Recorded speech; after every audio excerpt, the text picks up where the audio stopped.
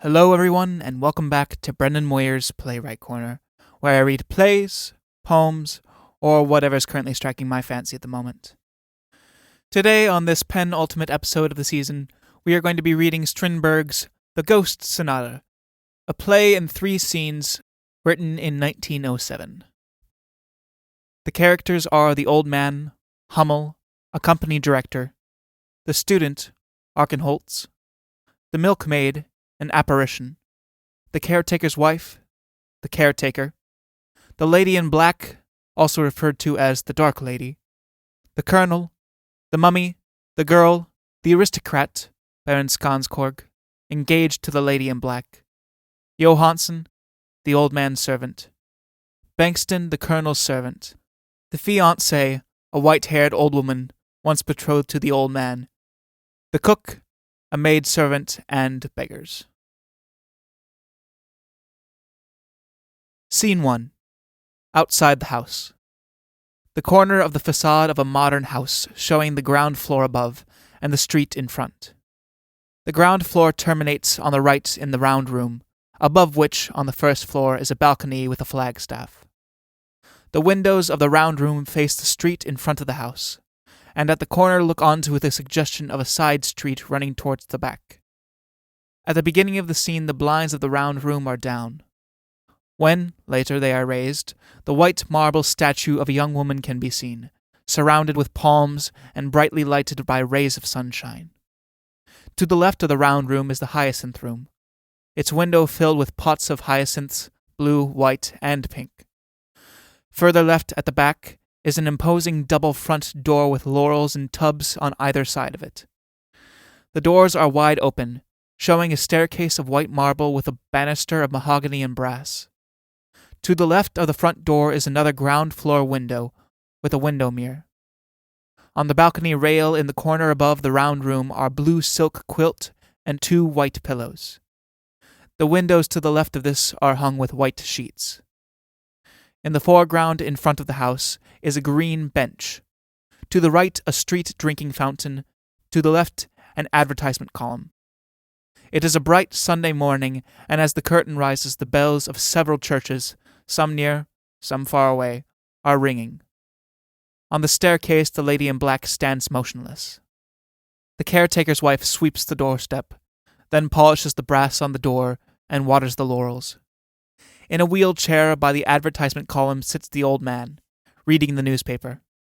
His hair and beard are white and he wears spectacles. The milkmaid comes round the corner on the right, carrying milk bottles in a wire basket. She is wearing a summer dress with brown shoes, black stockings, and a white cap. She takes off her cap and hangs it on the fountain, wipes the perspiration from her forehead, washes her hands, and arranges her hair, using the water as a mirror. A steamship bell is heard, and now and then the silence is broken by the deep notes of an organ in a nearby church. After a few moments, when all is silent, and the milkmaid has finished her toilet, the student enters from the left. He has had a sleepless night and is unshaven. He goes straight up to the fountain. There is a pause before he speaks. "May I have a cup?" The milkmaid clutches the cup to her. "Haven't you finished yet?" The milkmaid looks at him with horror. Old man, to himself. "Who are they talking to? I don't see anybody. Is he crazy?" He goes on watching them in great astonishment. Student to the milkmaid. "What are you staring at?" "Do I look so terrible?" "Well, I've had no sleep, and of course, you think I've been making a night of it." The milkmaid stays just as she is. "You think I've been drinking, eh? Do I smell of liquor?" The milkmaid does not change. "I haven't shaved, I know. Give me a drink of water, girl. I've earned it." "Oh, well, I suppose I'll have to tell you. I spent the whole night dressing wounds and looking after the injured. You see, I was there when that house collapsed last night. Now you know." The milkmaid rinses the cup and gives him a drink. "Thanks." The milkmaid stands motionless. Will you do me a great favor? The thing is, my eyes, as you can see, are inflamed. But my hands have been touching wounds and corpses, so it would be dangerous to put them near my eyes. Will you take my handkerchief? It's quite clean, and dip it in the fresh water and bathe my eyes. Will you play the Good Samaritan? The milkmaid hesitates, but does as he bids. Thank you, my dear. He takes out his purse. She makes a gesture of refusal. Forgive my stupidity, but I'm only half awake. The milkmaid disappears. Old man to the student. Excuse me speaking to you, but I heard you say you were at the scene of the accident last night. I was just reading about it in the paper. Is it in the paper already? The whole thing, including your portrait. But they regret that they have been unable to find out the name of the splendid young student. Really? Glances at the paper. Yes, that's me. Well, I never. Who was it you were talking to just now? Didn't you see? Would it be impertinent to inquire what in fact your name is? What would be the point? I don't care for publicity. If you get any praise, there's always disapproval too. The art of running people down has developed to such a pitch. Besides, I don't want any reward. You're well off, perhaps? No, indeed. On the contrary, I'm very poor. Do you know, it seems to me I've heard your voice before. When I was young, I had a friend who pronounced certain words just as you do. I've never met anyone else with quite that pronunciation. Only him. And you. Are you by any chance related to Mr. Arkenholtz, the merchant? He was my father. Strange are the paths of fate. I saw you when you were an infant, under very painful circumstances. Yes, I understand I came into the world in the middle of a bankruptcy. Just that. Perhaps I might ask your name. I am Mr. Hummel. Are you the... I remember that. Have you often heard my name mentioned in your family? Yes. And mentioned perhaps with a certain aversion? The student is silent. Yes, I can imagine it. You were told, I suppose, that I was the man who ruined your father. All who ruin themselves through foolish speculations consider they are ruined by those they couldn't fool. Now these are the facts. Your father robbed me of 17,000 crowns, the whole of my savings at that time. It's queer the same story can be told in two such different ways. You surely don't believe I'm telling you what isn't true. What am I to believe? My father didn't lie. That is so true. Father never lies. But I too am a father. And so, it follows. What are you driving at? I saved your father from disaster, and he repaid me with all that frightful hatred that is born of an obligation to be grateful. He taught his family to speak ill of me. Perhaps you made him ungrateful by poisoning your help with unnecessary humiliation. All help is humiliating, sir. What do you want from me? I'm not asking for the money. But if you will render me a few small services, I shall consider myself well paid. You see that I am a cripple. Some say it is my own fault, others lay the blame on my parents. I prefer to blame life itself with its pitfalls. For if you escape one snare, you fall headlong into another. In any case, I am unable to climb stairs or ring doorbells, and that is why I'm asking you to help me. What can I do? To begin with, push my chair so that I can read those playbills. I want to see what is on tonight.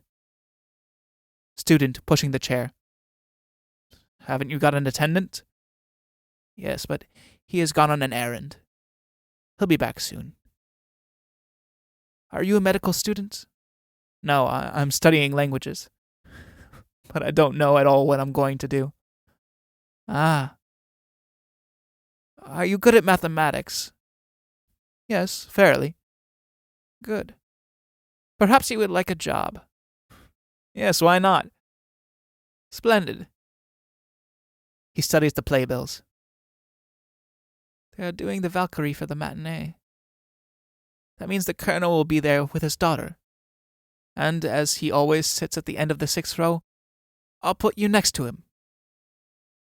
Go to that telephone kiosk, please, and order a ticket for seat 82 in the 6th row. Am I to go to the opera in the middle of the day? Yes. Do as I tell you, and things will go well with you. I want to see you happy, rich, and honored. Your debut last night as the brave rescuer will make you famous by tomorrow, and then your name will be worth something. Student going to the telephone kiosk. What an odd adventure. Are you a gambler? Yes, unfortunately. We'll make it fortunately. Go on now. Telephone.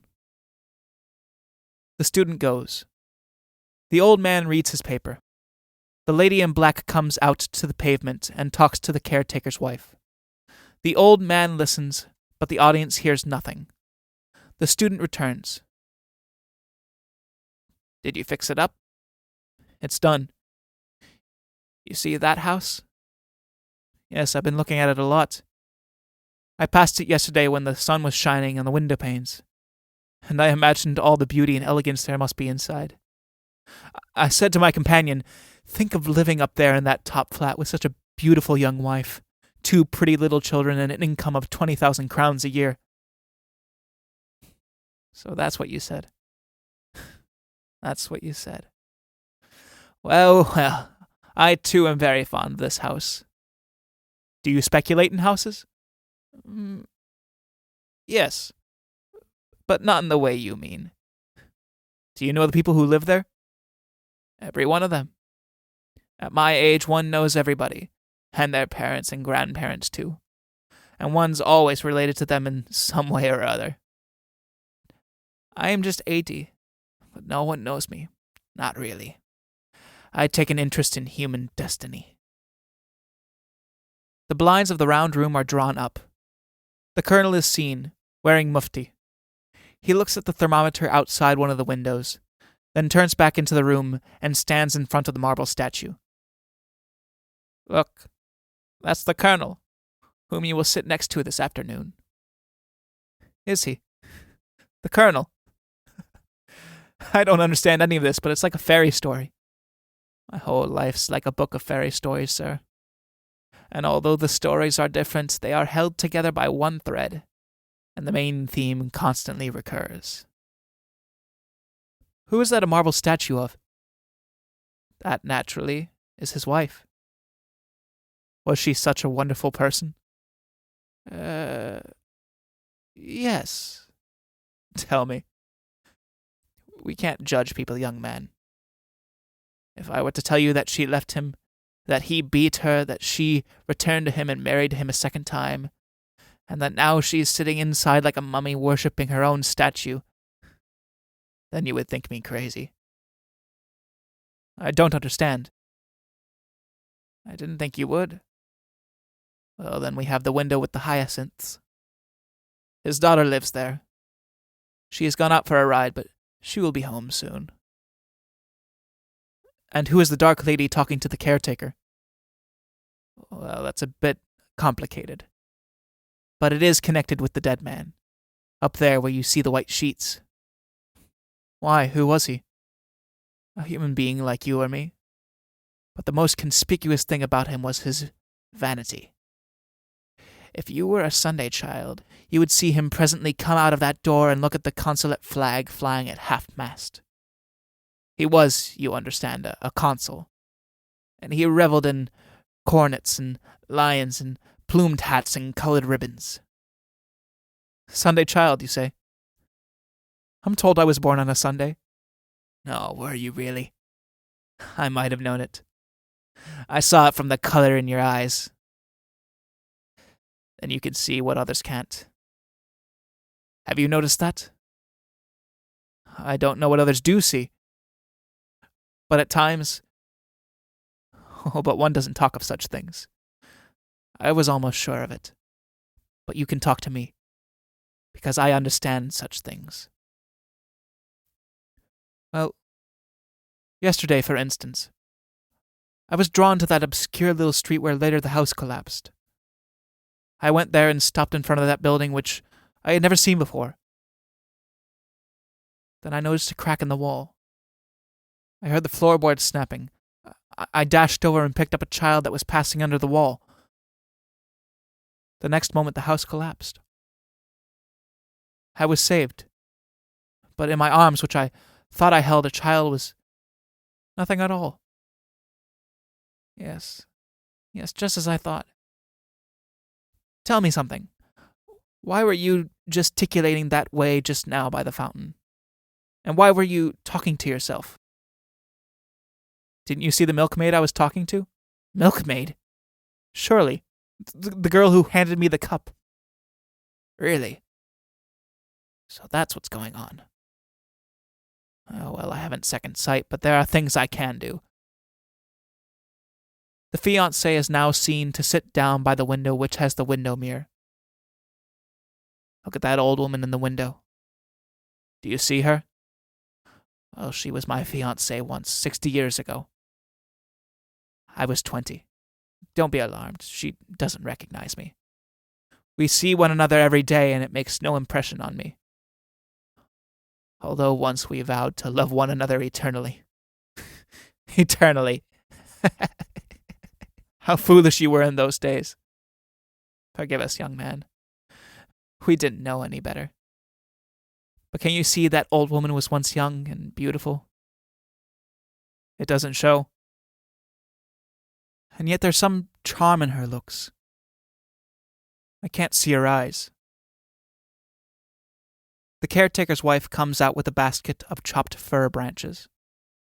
The caretaker's wife. That dark lady is her daughter by the dead man. That's why her husband was given the job of caretaker. But the dark lady has a suitor, who is an aristocrat with great expectations. He is in the process of getting a divorce. From his present wife, you understand. She's presenting him with a stone mansion in order to be rid of him. This aristocratic suitor is the son-in-law of the dead man, and you can see his bedclothes being aired on the balcony upstairs. It is complicated, I must say. It's fearfully complicated. Yes, that it is. Internally and externally, although it looks quite simple. But then, who was the dead man? You asked me that just now, and I answered. If you were to look around the corner where the tradesman entrance is, you would see a lot of poor people whom he used to help, when it suited him. Was he a kind man, then? Yes. Sometimes. Not always? No. But that's the way of people. Now, sir, will you push my chair a little so that it gets into the sun? I'm horribly cold. When you're never able to move about, the blood congeals. I'm going to die soon, I know that, but I have a few things to do first. Take my hand and feel how cold I am. Student, taking it. Yes, inconceivably. He shrinks back, trying in vain to free his hand. Don't leave me. I am tired now and lonely, but I haven't always been like this, you know. I have an enormously long life behind me, enormously long. I have made people unhappy, and people have made me unhappy. The one cancels out the other, but before I die, I want to see you happy. Our fates are intertwined through your father, and other things. Let go of my hand. You're taking all my strength, you're freezing me. What do you want with me? Be patient, and you shall see and understand. Here comes the young lady. They watch the girl approaching, though the audience cannot yet see her. The Colonel's daughter? His daughter, yes. Look at her. Have you ever seen such a masterpiece? She's like the marble statue in there. Well, that's her mother, you know. You're right. Never have I seen such a woman of woman born. Happy the man who may lead her to the altar and his home. You can see it. Not everyone recognizes her beauty. So then, it is written. The girl enters wearing an English riding habit. Without noticing anyone, she walks slowly to the door, where she stops to say a few words to the caretaker's wife. Then she goes into the house. The student covers his eyes with his hand. Are you weeping? In the face of what's hopeless, there can be nothing but despair. I can open doors and hearts, if only I find an arm to do my will. Serve me, and you shall have my power. Is it a bargain? Am I to sell my soul? Sell nothing. Listen. All my life I have taken. Now I have a craving to give. Give. But no one will accept. I am rich, very rich, but I have no heirs except for a good-for-nothing who torments the life out of me. Become my son. Inherit me while I am still alive. Enjoy life so that I can watch, at least from a distance. What am I to do? First, go to the Valkyrie. That's settled. What else? This evening you must be in there, in the round room. How am I to get there? By way of the Valkyrie. Why have you chosen me as your medium? Did you know me before? Yes, of course. I have had my eye on you for a long time. But now, look up there at the balcony. The maid is hoisting the flag to half-mast for the consul. And now she is turning the bedclothes. Do you see that blue quilt? It was made for two to sleep under. But now it covers only one. The girl, having changed her dress, appears in the window and waters the hyacinths. There's my little girl. Look at her, look! She is talking to the flowers. Is she not like that blue hyacinth herself? She gives them a drink, nothing but pure water, and they transform the water into color and fragrance. Now here comes the colonel with the newspaper.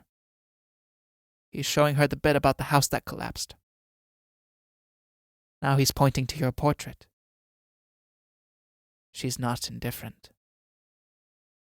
She's reading of your brave deed. I believe it's clouding over. If it turns to rain, I shall be in a pretty fix, unless Johansson comes back soon.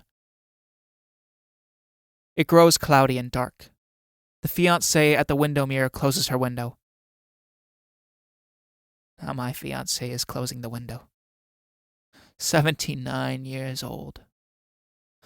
The window mirror is the only mirror she uses, because in it she sees not herself, but the world outside, in two directions. But the world can see her. She hasn't thought of that.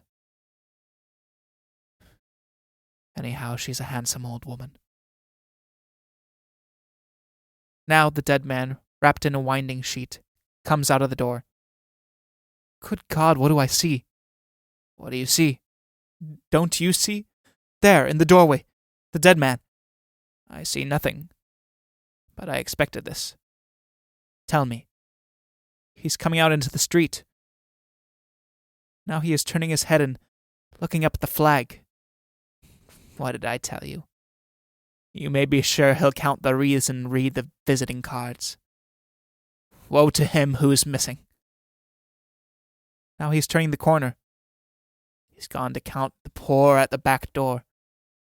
The The poor are in the nature of a decoration, you see, followed by the blessings of many. Well, he's not going to have my blessing. Between ourselves, he was a great scoundrel. But charitable. A charitable scoundrel always thinking of his grand funeral. When he knew his end was near, he cheated the state out of 50,000 crowns. Now his daughter has relations with another woman's husband and is wondering about the will. Yes, the scoundrel can hear every word we're saying, and he's welcome to it.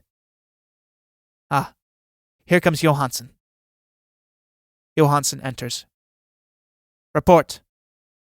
Johansson speaks, but the audience does not hear. Not at home, eh? You are an ass. And the telegram? Nothing? Go on. At 6 this evening? That's good. Special edition, you say? With his name in full. Archenholtz, a student, born. Parents.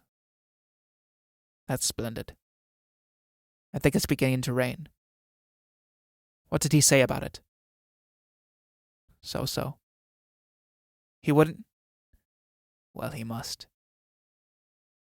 Here comes the aristocrat.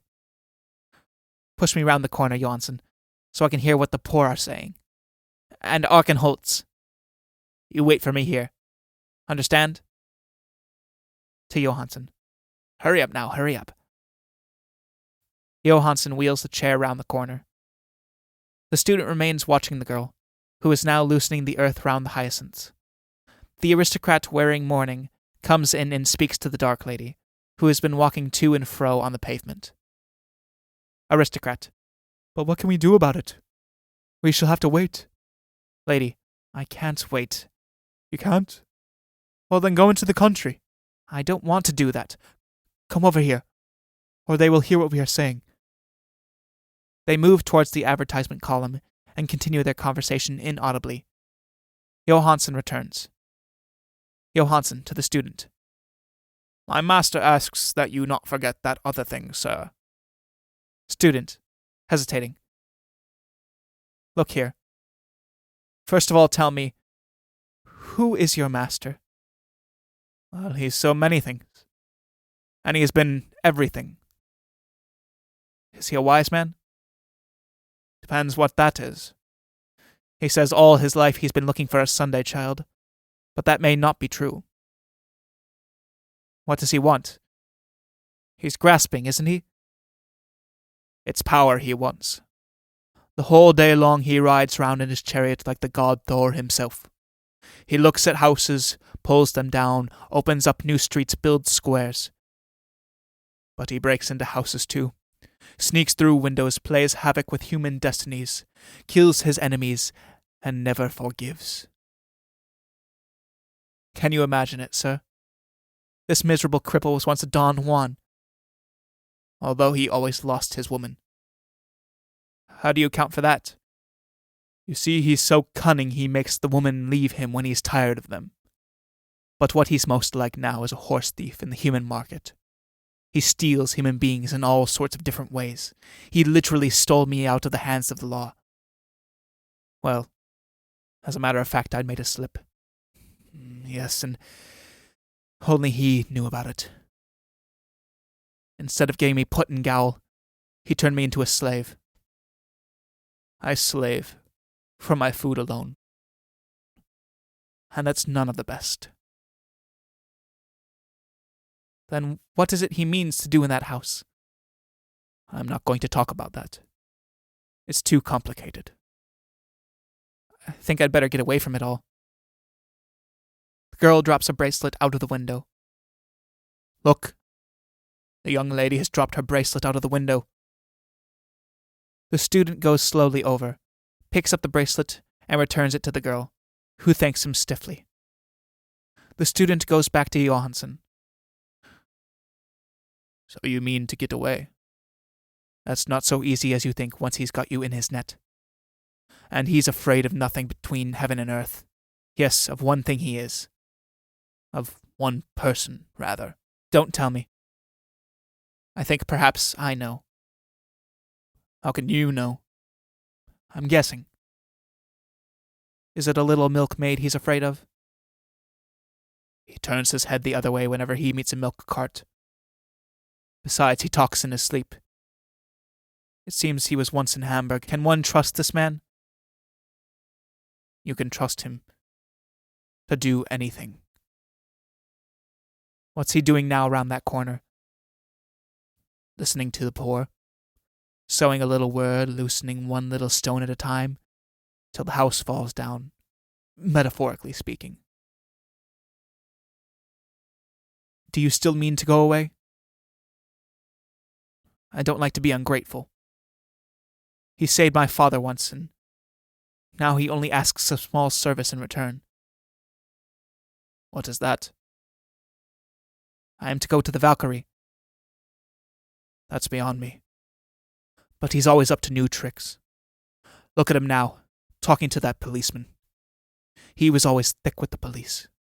He uses them, gets them involved in his interests, holds them with false promises and expectations, while all the time he's pumping them. You'll see that before the day is over, he'll be received in the round room. What does he want there? What connection has he with the colonel? I think I can guess, but I'm not sure.